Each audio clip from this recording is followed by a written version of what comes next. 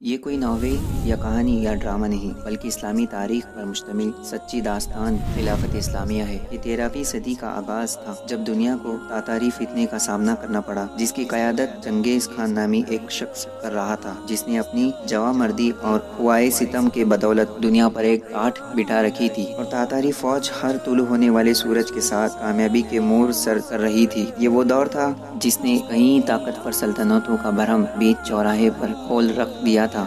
حضرت Ertugrul Ghazi کی پیدائش 1888 عیسوی میں ہوئی اور وفات 1281 میں ہوئی۔ آپ کے 3 بیٹے تھے، جن میں عثمان غازی نے اپنے والد کی وفات کے 10 سال بعد خلافت قائم کی، اور ارطغرل غازی کے اسی بیٹے کے نام سے خلافت کا نام خلافت عثمانیہ رکھا گیا۔ آپ کی نسل سے آگے جا کے سلطان محمد فاتح رحمۃ اللہ تعالی علیہ بھی تھے، جنہوں نے 1453 میں قسطنطنیہ فتح کیا، اور اسی پہ حضور صلی اللہ تعالی علیہ وسلم کی پیشن گوئی پوری ہوئی۔ حضرت ارطغرل غازی کا تعلق کائی قبیلے سے تھا، اور آپ کے والد کا نام سلیمان شاہ تھا۔ آپ کے 3 اور بھائی تھے۔ آپ کی والدہ کا نام حائمہ تھا۔ آپ کی شادی سلطان صلاح الدین کی بھانجی حلیمہ سے ہوئی، جس سے آپ کے 3 بیٹے ہوئے۔ آپ کا قبیلہ سب سے پہلے ویسٹ ایشیا اناطولیہ سے آیا تھا، جہاں سلطان صلاح الدین سلجوق سلطنت کے سلطان تھے، اور یہ سلجوق سلطنت کا علاقہ سلطان الپ ارسلان نے 1071 میں بازنطینیوں کو یعنی جنگ ملاسکاد میں عبرتناک شکست دے کر فتح کیا تھا۔ خطوط تواریخ کے مطابق جب آپ اپنے 400 جنگجوؤں کے ساتھ اناطولیہ جا رہے تھے تو وہاں انہوں نے دیکھا کہ 2 فوجیں آپس میں لڑ رہی ہیں۔ ایک فوج جیت رہی تھی اور دوسری فوج شکست کھانے کے قریب پہنچ چکی تھی۔ ارطغرل غازی نے اس وقت اپنے ساتھیوں کے ساتھ شکست خوردہ فوج کا ساتھ دیا۔ حضرت ارطغرل غازی نے شکست خوردہ فوج کا ساتھ محض اپنی اس فطرت کی وجہ سے دیا کہ وہ کمزوروں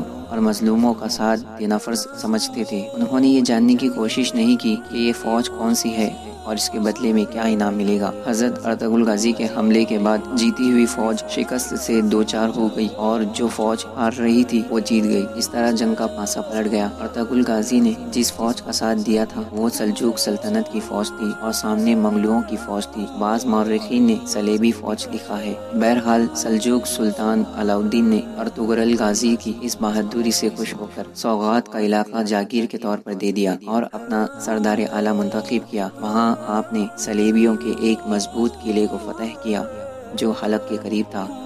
اس کے بعد منگلوؤں کی یلغار قریب ہوئی تو ارطغرل غازی نے منگلوؤں کے ایک اہم لیڈر نایان کو شکست دی۔ نایان منگلو بادشاہ تائی خان کا رائٹ ہینڈ تھا اور اوگائی خان چنگیز خان کا بیٹا تھا۔ ارطغرل غازی نام اس جواں ہمت شخصیت کا ہے جس نے اپنے کردار و عمل کے ذریعے بیک وقت نہ صرف اپنے عہد کے عیسائیوں بلکہ دامن اسلام کی آستینوں میں چھپے ہوئے غداروں سے بھی جنگ کر کے ان پر فتح پائی، اور بالآخر ان کے فرزند انجمن نے اس عظیم سلطنت کی بنیاد رکھی جو دنیا میں 600 سال سے زیادہ تر مرکز اسلامیہ کی علامت رہی۔ یہ وہ عہد تھا جب سلجوق سلطنت کا عہد شباب اب عالم پیری سے گزر رہا تھا اور مختلف شعبے اپنی آزادی کا اعلان کر چکے تھے، لیکن کائی قبیلے کے سردار ارطغرل غازی کے خون میں جو قوت وفاداری تھی وہ ہر آزمائش میں قائم رہی، اور انہوں نے کبھی بھی اپنے محسن سلطان علاء الدین سے بغاوت کا گناہ نہ کیا۔ یہی وہ دن تھا جب 1258 میں ہلاکو خان نے خلافت بغدادیہ پر حملہ کر کے اس کو تہس نہس کر دیا، جس کی بدولت عالم اسلام کی مرکزیت ختم ہو کر رہ گئی تھی۔ لیکن فطرت کی چالیں اپنے جداگانہ ہوتی ہیں، تو اسی سال اللہ نے ارطغرل غازی کے گھر عثمان کی شکل میں ایک روح بھیجی جس نے اپنی چھوٹی عمر میں یہ محسوس کر لیا تھا کہ مسلمان ہر گزرتے ہوئے دین کے ساتھ زوال آشنا ہو رہے ہیں۔ وہ جان چکے تھے کہ سلطنت سلجوق صدیوں کے سفر اور رومیوں سے جنگ کے بعد کمزور ہو چکی تھی، اور دوسری تاتاری الغار ایک ایسا طوفان تھا جس کو روکنا غداروں سے بھرے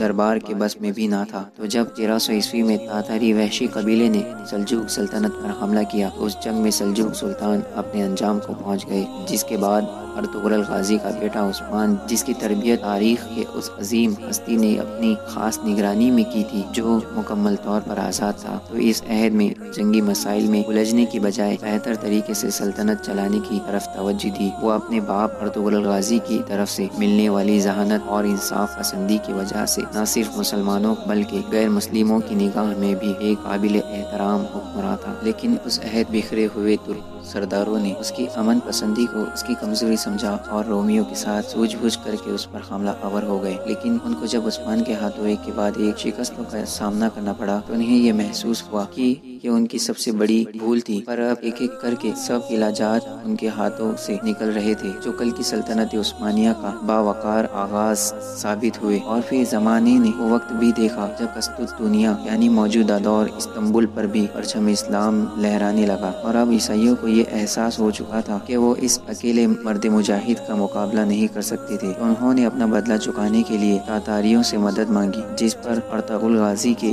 عظیم بیٹے نے اپنے جوان سال صاحبزادے اور خان جو کہ ولی عہد کا منصب رکھتے تھے اس کے ساتھ مقابلے کے لیے بھیجا۔ اور یہ تاریخ اسلام کا ایک روشن باب ہے کہ اور خان نے چنگیز خان کی اولاد کو وہ عبرتناک شکست دی کہ اس کے بعد نہ ہی تو رومی نہ ہی تو تاتاری دوبارہ اس عظیم سلطنت کا رو کر سکے، اور یوں ملت اسلامیہ کو اپنی مرکزیت کے لیے قدرت نے ایک بار پھر خلافت عثمانیہ نام سے ایک عظیم سلطنت بخش دی، جس کا پرچم 600 سال سے زیادہ تر اسلامی عظمت کے طور پر لہراتا رہا۔ اور پھر 20ویں صدی کے اوائل میں پہلی جنگ عظیم کے بعد آخری خلیفہ حامی سلطان کے زمانے میں اس کی سانسیں اکھڑ گئی اور ان اتحادیوں نے خلافت کا خاتمہ کر دیا۔